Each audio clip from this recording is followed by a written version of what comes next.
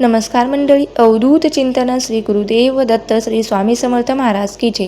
बघा, आज आहे शनी अमावस्या म्हणजे 16 मे रोजी शनी अमावस्या आलेली आहे. तर शनी अमावस्येच्या दिवशी आपण आधी जाणून घेऊ की शनी अमावस्या म्हणजे काय. तर जी शनिवारी अमावस्या येत असते तिला आपण शनी अमावस्या असं म्हणत असतो. आणि ही शनी अमावस्या आध्यात्मिक साधना आणि पूर्वजांची प्रार्थना करण्यासाठी एक विशेष व महत्त्वाची स्थिती मानली जाते. जेव्हा ही अमावस्या शनिवारी येते तेव्हा तिचं अनेक पटीने महत्त्व वाढत जातं, म्हणून तिला आपण शनी अमावस्या असं सुद्धा म्हटलं जातं. आता या वर्षातील पहिली जी शनी अमावस्या आहे तर ती आलेली आहे आज म्हणजे 16 मे रोजी आलेली आहे आणि ती अधिक पवित्र आणि फलदायी मानली जाते. शनी अमावस्या ही शनिदेवाचा आशीर्वाद मिळवण्यासाठी आणि पूर्वजांना प्रसन्न करून घेण्यासाठी आणि जीवनातील कष्टापासून मुक्ती मिळवण्यासाठी हा दिवस उत्तम काळ मानला जातो. शनिदेव हे न्यायाचे देव, कर्माचे फळ देणारा ग्रह मानलं जातं. ते व्यक्तीच्या चांगल्या आणि वाईट कर्मानुसारच त्यांना फळ देतात. म्हणून शनी अमावस्येच्या दिवशी पूजा, उपवास आणि दान करणे हे सुद्धा खूप महत्त्वाचं मानलं जातं, ज्यामुळे जीवनात संतुलन, शांती आणि समृद्धी येत असते. त्याचबरोबर योगायोगाने शनी अमावस्येच्या दिवशी शनी जयंती सुद्धा आलेली आहे आणि ही अमावस्या आणि शनी जयंती शनिवारी आल्यामुळे या तिथीला विशेष असं महत्त्व प्राप्त झालेलं आहे. आपल्या हिंदू पंचांगानुसार शनी अमावस्येचा प्रारंभ हा 16 मे रोजी सकाळी 5:11 सुरू होणार आहे आणि याची समाप्ती 17 मे रोजी पहाटे 1:30 संपणार आहे. आणि म्हणून शनी अमावस्या शनिवारी 16 मे रोजी आपण साजरी करणार आहोत. आता याच दिवशी आपण शनी जयंती सुद्धा साजरी करणार आहोत.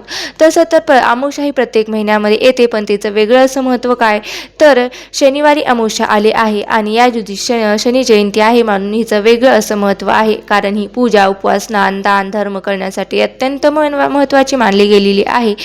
या दिवशी भक्तिभावाने आणि योग्य रीतीने शनिदेवाची पूजा केल्याने जीवनातील सर्व अडथळे हळूहळू दूर होतात. ज्याच्या कुंडलीत शनीची 7.5 सुरू आहे त्यांच्यासाठी हा दिवस विशेष फायदेशीर मानला जातो. या दिवशी केलेले उपाय, दान शनीचे अशुभ प्रभाव कमी करतात आणि जीवनात सुख, शांती, समृद्धी, आनंद, समृद्धीचा मार्ग मोकळा करतात. त्याबरोबर शनी अमावस्या पूर्वजांच्या शांतीसाठी सुद्धा महत्त्वाची मानली जाते. म्हणून पूर्वजांसाठी तर्पण, पिंडदान यासारखे महत्त्वाचे विधी केले जातात. दान आणि श्रद्धेने पूर्वजांना प्रसन्न केले जाते, ज्यामुळे आपल्या वंशजांचा आपल्याला आशीर्वाद मिळत असतो. बघा, आता धार्मिक दृष्टीने शनी अमावस्येचा दिवस हा अत्यंत महत्त्वाचा दिवस असल्यामुळे या दिवशी तुम्हाला दही भाताचा आवर्जून उपाय करायचा आहे. तर तो कोणता उपाय करायचा आहे आणि कोणत्या वेळेला करायचा आहे, काय करायचं आहे, कसा करायचा आहे, असा संपूर्ण आपण आजच्या व्हिडिओमध्ये जाणून घेणार आहोत. बघा, काय होते की बऱ्याच वेळेला आपण खूप कष्ट करत असतो, काम करत असतो, पण बाकीचे आपले सहकारी खूप पुढे जातात. मग आपणच पाठीमागं का राहतो, तर नाराज का होतो, तर असं का होतं. बघा, एक पॅच असतो, एक बॅड पॅच असतो, एक वाईट काळ असतो. त्यामध्ये किती जरी आपण मेहनत केली तरी नशीब आपल्याला साथ देत नाही, किंवा घरामध्ये की तुम्ही कितीही व्यवस्थित वागा, कितीही बोला, वादविवाद हे ठरलेलेच असतात आणि घरामध्ये काही ना काही कारणामुळे भांडणंही होतातच. म्हणजेच होतातच, मुली जरी पडतात, मुलं किंवा त्यांच्या आपल्या घरातील काही सदस्य यांच्याशी आपलं काहीच मुलं किंवा म्हातारी माणसं वारंवार आजारी पडत असतात. अक्षरशः पाण्यासारखा पैसा खर्च होतो. आई वडिलांना मुले उलटसुलट बोलतात, अशी टोकाची भांडणं होतात.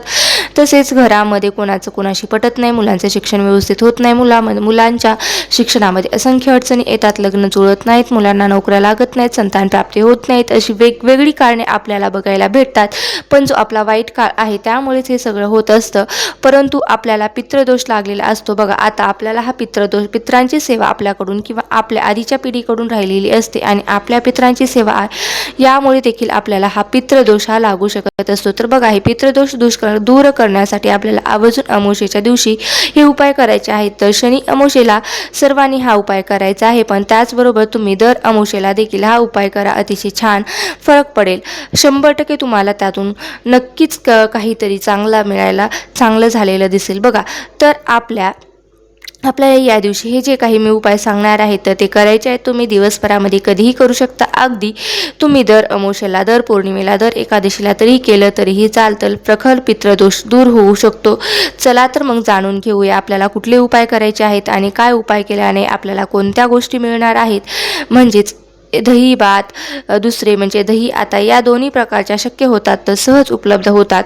तर अशाच या गोष्टी आहेत, पण याने आपले जे पितृत्व आहेत ते दूर होऊ शकतात. अनेकांना ठाऊक नाही की आज मी तुम्हाला 5 दही भाताचे असे उपाय सांगणार आहेत की ते आपल्याला सोयीचे आहेत आणि जे करणंसुद्धा शक्य आहे, त्यामुळे त्यांना करायलाही काही हरकत होत नाही. तर बघा, सगळ्यात आधी आपल्याला काय करायचं आहे, तो पहिला उपाय आहे तो पितरांना शांतता प्रदान करण्यासाठी आहे. तुम्हाला काय करायचं आहे, आपल्या घराच्या दक्षिण कोपऱ्याला म्हणजेच तुमच्या बाहेर अंगणामध्ये तुमच्या गच्चीवर तुम्ही जिथे राहता तिथल्या गच्चीवर, टेरिसवर, गॅलरी असेल तर त्या ठिकाणी तुम्हाला थोडासा दही भाताचा नैवेद्य ठेवायचा आहे. हा नैवेद्य ठेवताना तुम्ही केळीच्या पानावर ठेवू शकता किंवा वडाच्या झाडाच्या पानावर देखील ठेवू शकता. ते नाही मिळालं तर तुम्ही पत्रवाळी घ्या किंवा एखादी डिश घ्या. आता ती तुम्हाला वापरात आणायची नाही, अशी डिश ती फेकून द्यायची आहे. तर प्रत्येक वेळेस आपण जेव्हा उपाय करणार आहोत तेव्हा ती डिश आपल्याला वापरायची आहे. तर बघा, या डिशमध्ये आपल्याला भात आणि दही एकत्र करून घ्यायचं आहे आणि भात शिजवत असताना त्या भातामध्ये तेल, मीठ काहीही घालायचं नाही, तूप घालायचं नाही. फक्त मूठभर तांदूळ घ्यायचे आणि पाण्याने धुवून घ्यायचे आणि तो भात शिजवायचा आहे. फक्त एका पाण्याने धुवायचा, नाही धुतला तरी चालतं. आता एका पाण्याने धुवायला काही हरकत नाही आणि तो शिजल्यानंतर त्यामध्ये आपल्याला दही एकत्र करायचा आहे. आता हा भात आपण शिजवणार आहात. आता तो आपल्या खाण्यातील भात नसावा, आपल्यासाठी नेहमी वेगळा भात शिजवायचा हे लक्षात घ्या. आता अशा प्रकारे हा नैवेद्य आपल्याला दक्षिण दिशेला ठेवायचा आहे.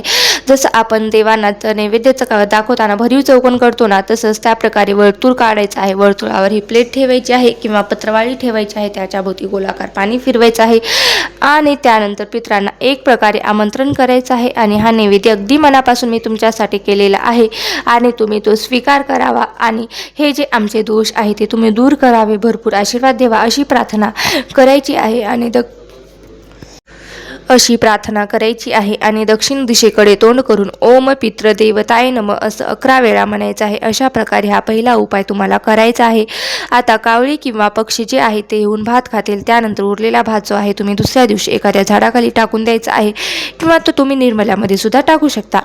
आता जो दुसरा उपाय आहे तर तो दुसरा उपाय आहे, एक गौरी घ्यायची आहे, छोटीशी गौरी. त्यावर 2-3-4 वड्या कापराच्या ठेवायच्या आहे. थोडंसं तूप टाकायचं आहे, ते प्रज्वलित करायचं आहे. प्रज्वलित केल्यानंतर अशाच प्रकारच्या दही भात थोडासा त्यावर शिंपडायचा आणि ओम पितृदेवताय नमः असं म्हणायचं, जेणेकरून हा नैवेद्य त्यांच्यापर्यंत पोहोचेल आणि त्यांच्या आत्म्यास शांती मिळेल. हा देखील खूप सोपा आणि अतिशय प्रभावी उपाय आहे, तो सुद्धा तुम्ही करून बघा.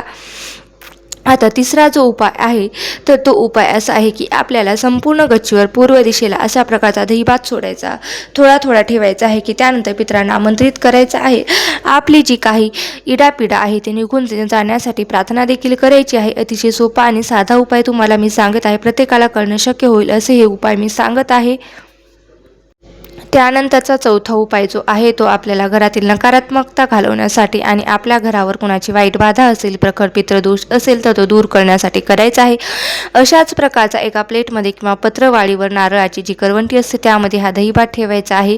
मुख्य दरवाजावरून 7 वेळेस तो ओवाळायचा आहे आणि त्यानंतर हा दहीभात एखाद्या मोकळ्या ठिकाणी टाकून द्यायचा आहे. टाकताना एक काळजी घ्या की कोणीही त्याला ओलांडणार नाही, अशा प्रकारे टाका. बघा, याने आपल्या घरातील सगळी नकारात्मकता दूर व्हायला मदत होते. हा उपाय नक्कीच करून बघा.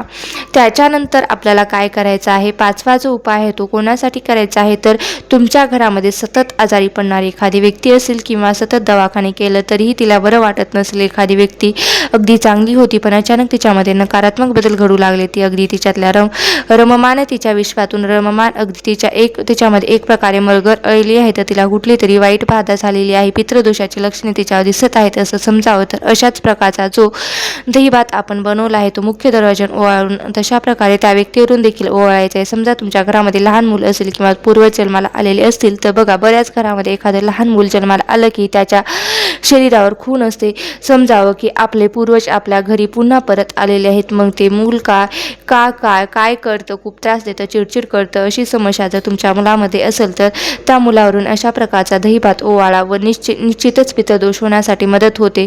हे 5 उपाय तुम्हाला दहीभाताचे मी सांगितलेले आहेत. आता तुम्ही सांगा कुठल्याही यामधला एकही उपाय जर तुम्हाला जो जमणारा उपाय आहे तो तुम्ही अजिबात करू शकता. आणि खूप सोपे आणि तितकेच प्रभावी असे उपाय आहे ते प्रत्येकाने करून बघा आणि आवर्जून करा, विश्वासाने करा. 100% तुमचा पितृदोष दूर होईल आणि तुम्हाला नक्कीच या पितृदोषातून तुम्हाला मुक्तता मिळेल आणि अनेक कामामध्ये जे अडथळे आलेले आहेत ते अडथळेसुद्धा दूर होतील आणि नैराश्यसुद्धा दूर होईल. आणि मग त्यानंतर तुम्ही नारायण नागबली किंवा मग असे नारायण नागबळी जाऊन तुम्ही त्र्यंबकेश्वरला सुद्धा करू शकतात. अशा प्रकारे तुम्हाला करायचं आहे. नारायण नागबळी केला तर निश्चितच आपला पितृदोष दूर होतो, पण या गोष्टी करणं अगदी सोपं नसतं. त्या ठिकाणी पैसा देखील लागत असतो. जर आपली आर्थिक परिस्थिती बिकट असेल तर आपण कुठून आणणार आणि कुठून हा कार्यक्रम करणार, बरोबर ना? त्यामुळे आपल्याकडे पैसा नसेल तर घाबरू नका आणि तोपर्यंत त्रासही सहन करू नका. या त्रासापासून मुक्तता मिळवण्यासाठी दही भाताचे तुम्ही उपाय आवर्जून करा आणि दर अमावस्येला, दर पौर्णिमा आणि दर एकादशीला तुम्ही ही नक्की उपाय करून बघा. तुमचा जो प्रखरातील प्रखर पितृदोष आहे तो नक्कीच दूर होईल. बघा, यासोबतच आपल्या पितरांच्या काही सेवा देखील करायच्या असतात, जसे की दक्षिण दिशेकडे तोंड करून पितृसूक्त म्हणणे, पितृस्तोत्र म्हणणे, तसेच संक्षिप्त श्रीमद भागवत हा ग्रंथ आहे तो सुद्धा त्याचा पाठ केला जातो.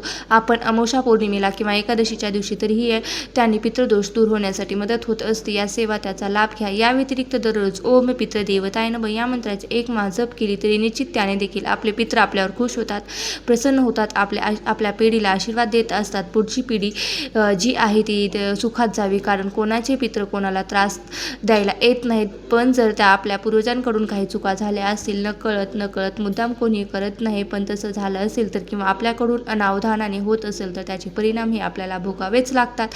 आता जाता एक शेवटचा उपाय सांगून जाते बघा. शनी अमावस्या आहे तर हा उपाय नक्की करा. म्हणजे तुम्ही एक दिवा आहे तो आपल्या पितरांसाठी, आपल्या पितरांच्या नावाने एक दिवा तुमच्या घराच्या दक्षिण दिशेला शनिवारी म्हणजे आज अमावस्येच्या संध्याकाळी आवर्जून लावायचा आहे. कणकेचा दिवा तयार करा किंवा मातीची पंती घ्या, चालेल. त्याला तांदळाचं आसन द्या आणि त्यावरती आपल्याला हा कणकेचा दिवा किंवा जी पंती आहे ती ठेवायची आहे. त्यामध्ये तुम्ही तेलाचं तेल टाकू शकता किंवा जे तुम्ही वापरत असता तेही टाकलं तरीही चालतं. जे काही देवासाठी वापरता तेही तेल वापरलं तरीही चालेल.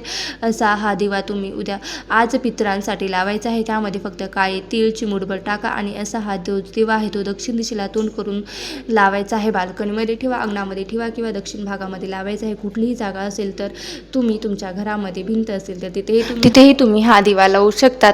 तर तुम्हाला आजची माहिती कशी वाटली, जर आवडली असेल तर नक्की मला कमेंट करून सांगा. माहिती आवडली असेल तर व्हिडिओला नक्की लाईक करा, शेअर करा आणि चॅनलवरती नवीन असाल तर सबस्क्राईब करायला विसरू नका. आणि व्हिडिओ जर आवडला असेल तर खरंच व्हिडिओ जर तुम्हाला आवडला असेल तर मी तुमची खूप मनापासून आभारी आहे. धन्यवाद. श्री स्वामी समर्थ. जय जय स्वामी समर्थ.